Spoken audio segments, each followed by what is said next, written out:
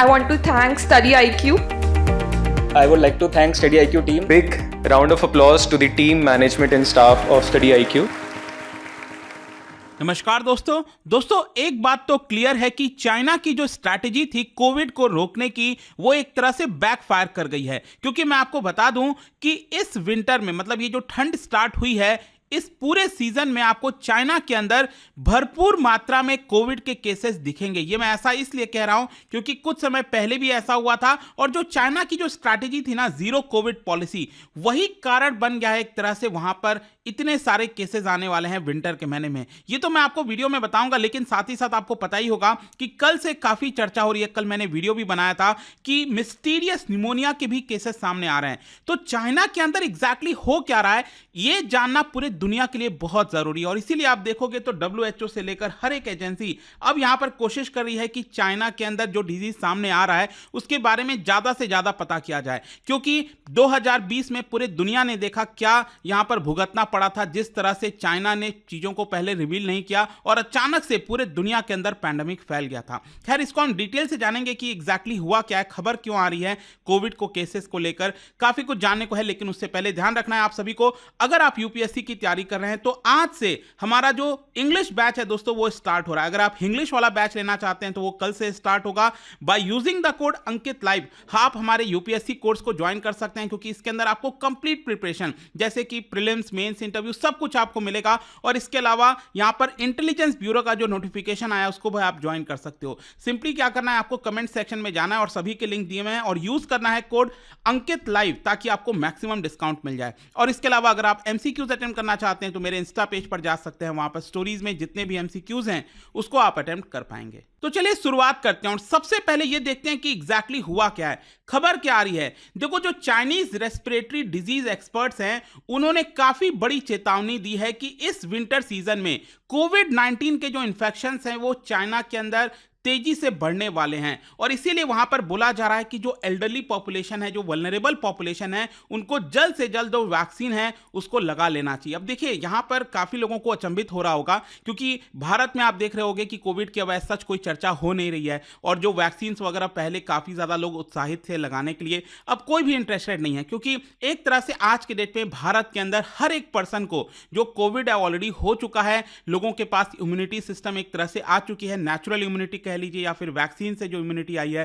तो सिर्फ भारत में नहीं, लगभग पूरे दुनिया के अंदर यह सिचुएशन है। लेकिन चाइना का कुछ अलग केस है क्योंकि मैं आपको बता दूं, पिछले महीने की ही बात है, चाइना ने थोड़ा सा रिसर्जेंस देखा था कोविड-19 इन्फेक्शन का और बताया जा रहा है कि 209 न्यू सीवियर केसेस आए थे। मैं कोई माइल्ड केसेस की बात नहीं कर रहा हूं। और इनफैक्ट मैं आपको यह भी बता दूं कि 24 मृत्यु भी हुई थी, 24 डेथ भी हुए थे चाइना के अंदर अक्टूबर के महीने में। ये खुद चाइनीज जो centre for disease control and prevention है उनके द्वारा बताया गया। और ये केसेस और डेथ्स का मेन कारण क्या था, क्योंकि यहां पर जो कोविड का XBB वेरिएंट है उसकी वजह से ये सारे इन्फेक्शंस देखने को मिला था। खैर, अब क्वेश्चन ये है कि आखिरकार विंटर में ऐसा क्या होने वाला है चाइना के अंदर जिसकी वजह से ये रिसर्जेंस देखने को मिलेगा। देखो, क्या हुआ था कि जब से ये पैंडेमिक स्टार्ट हुआ था तो चाइना ने, अगर आपको याद हो, तो वो जीरो कोविड स्ट्रैटेजी अपनाई थी। अब जीरो कोविड में क्या था कि चाइना ने साफ साफ कह दिया था अपने लोगों को, आप घर के अंदर रहिए जितना ज्यादा हो सके। और साथ ही साथ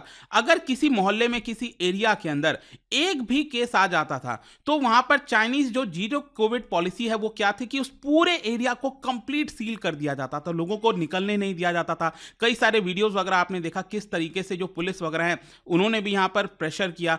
तो वो जीरो कोविड स्ट्रैटेजी थी, फ्लाइट्स को बैन कर देना, मतलब एक तरह से कंप्लीट लॉकडाउन जो होता है ना, मतलब यहां पर लोगों को कोविड का इन्फेक्शन ना हो, ये उनकी स्ट्रैटेजी थी। उनका कहना था कि हम जीरो कोविड लाना चाहते हैं कि एक भी कोविड का केसेस ना रहे। अब आप खुद सोचिए, अगर लोगों को नेचुरल इम्यूनिटी नहीं मिलेगी, क्योंकि आपने देखा भारत के अंदर अचानक से स्पेशली डेल्टा वेरिएंट के समय और कई सारे जो ओमिक्रॉन कई सारे जो केसेस आए थे, तो उसमें आपने देखा होगा लोगों को नेचुरल इम्यूनिटी हो गई। धीरे धीरे जब कोविड हुआ तो धीरे धीरे जो लोग उससे यहां पर अलर्ट हो गए और एक तरह से यहां पर उनके अंदर इम्यूनिटी इम्यूनिटी आ गई, लेकिन चाइना में प्रॉब्लम यह हुआ कि वहां के लोगों के पास इम्यूनिटी नहीं आई है। तो चाइना ने स्टार्टिंग से तो क्या कि यहां पर जीरो कोविड पॉलिसी आई और 2022 के दिसंबर महीने में अचानक से ये जो पॉलिसी है उसको डिसरप्ट कर दिया, उसको अचानक से हटा दिया। अब प्रॉब्लम क्या है चाइना के लिए कि वहां पर बहुत सारे लोगों को अभी भी वैक्सीन नहीं लगा है।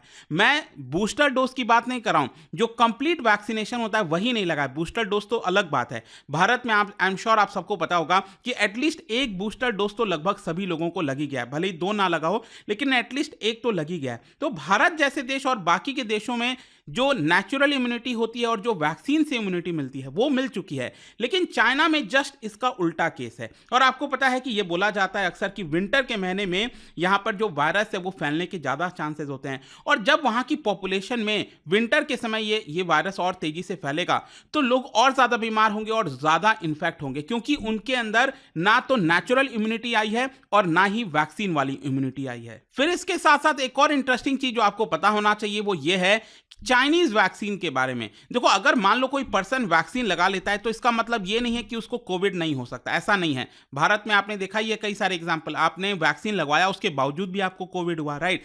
तो यहां पर इंपॉर्टेंट ये हो जाता है कि जब आप वैक्सीन लगवाते हो और जब कोविड होता है तो वो उतना ज्यादा सीवियर नहीं होता है, मतलब आप उस कोविड से निकल आते हो, बाहर निकल आते हो। ये वैक्सीन मदद करता है। अब हो सकता है कि यहां पर कोई ऐसा वेरिएंट घूम रहा हो, राइट, जो कि यहां पर इंफेक्शन के चांसेस ज्यादा हो जाते हैं, जैसे XBB वेरिएंट जिसकी हम चर्चा कर रहे हैं, वो भी मैं आपको आगे बताऊंगा। लेकिन प्रॉब्लम क्या है, चाइनीज वैक्सीन के बारे में भी अभी पूरी जानकारी नहीं है। चाइना की 2 वैक्सीन थी, आपको पता होगा, सिनोवैक और सिनोफार्म, ठीक है। अब ये दोनों वैक्सीन कितना यहां पर एफिकेसी रखती है, जो बूस्टर शॉट्स हैं वो कितने लोगों को दिया गया, ये सब के बारे में अभी तक पूरे दुनिया को नहीं पता। एंड वैक्सीन इसी की वजह से क्या होता है कि इंपॉर्टेंट हो जाता है। मतलब मैंने फिर से कहा आपको कि वैक्सीन लगाने से ऐसा नहीं है कि आपको कोविड नहीं होगा, कोविड होगा लेकिन उतना सीवियर नहीं होगा।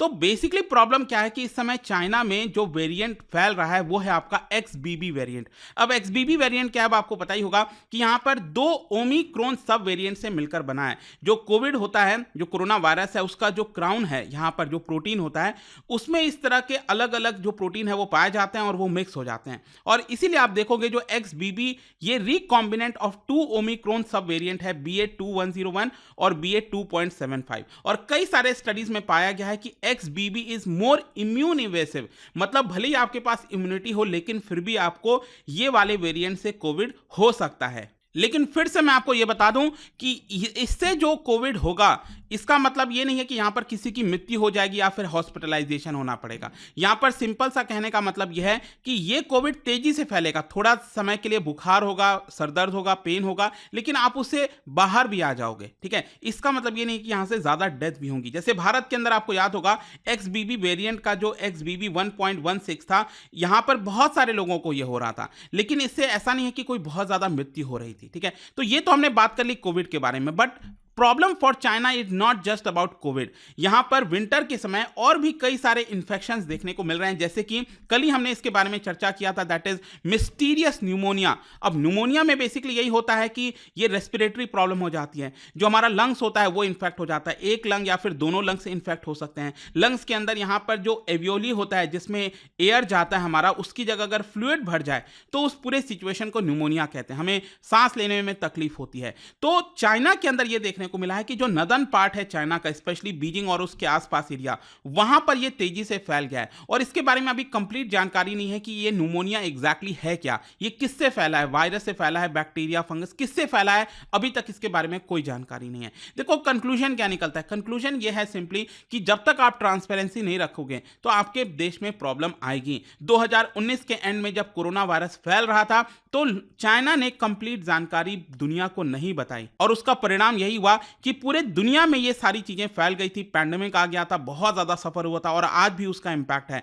चाइना ने यहां पर जो एलिगेशंस है उसको पूरी तरह से दरकिनार कर दिया और कहा कि उनकी तरफ से कोई गलती नहीं हुई है, ना तो बायो लैब, और आज तक पता नहीं चल पाया है कि आखिरकार वो जो कोविड था, कोविड-19, वो फैला कैसे, स्टार्ट कैसे हुआ, अभी तक उसकी कोई जानकारी नहीं है। और इसीलिए आप देखोगे तो अब यहां पर पूरी दुनिया सतर्क हो गई है कि जो नए नए चीजें आ रही हैं चाइना के अंदर, उसके बारे में ज्यादा जानकारी रखा जाए। लेकिन उसमें भी कितना सफल हो पाते आता है, WHO के पास कितनी पावर है वो भी देखना होगा, राइट। तो देखते हैं आगे क्या होता है, बट आई होप कि इसके बारे में आपको समझ में आ गया होगा। और जाने से पहले एक इंटरेस्टिंग क्वेश्चन, क्या आप बता सकते हो which of the following diseases is caused by protein deficiency? इनमें से कौन सा डिजीज प्रोटीन डेफिशिएंसी की वजह से होता है? इसका राइट आंसर आप सबको पता है, मेरे इंस्टाग्राम पर तो मिलेगा ही, वहां पर अगर आप नहीं हो कोई बात नहीं, टेलीग्राम से ले सकते हैं इसका सही उत्तर। मैं कई सारे जो एमसीक्यूज हैं वो यहाँ पर स्टोरीज में डालता रहता हूँ। बाकी अगर आपको पीडीएफ चाहिए तो टेलीग्राम पर आइए, अलग अलग सोशल मीडिया पर आप जुड़ पाओगे। और जैसा मैंने आपको बताया, यूपीएससी की अगर आप तैयारी कर रहे हो, just use this code Ankit live to get maximum discount. और ध्यान रखिएगा, इंटेलिजेंस ब्यूरो का जो बैच है दोस्तों वो 27